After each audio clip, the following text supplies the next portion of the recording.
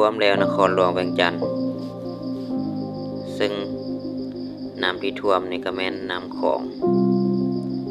ที่มีปริมาณเพิ่มขึ้นเรื่อยๆนี่ก็แม่นวัดเสียงขวนเมืองหาดสายฟองเนาะนี่มันภาพมุมสูงเห็นว่าสภาพน้ำได้ไหลเข้าในหลายๆพื้นที่โดยเฉพาะพื้นที่ที่อยู่ใกล้แคมลำคลองนับตั้งแต่เมืองสังทองเมืองสีโคตะบอง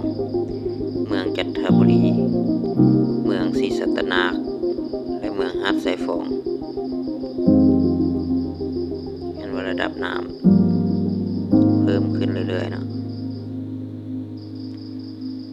งานสารบ้านซองหัวส่วนให้นาถือว่าเสียหายหลายพอสมควรทั้งหมดทั้งมวลก็เกิดจากการเปลี่ยนแปลงสภาพดินฟ้าอากาศ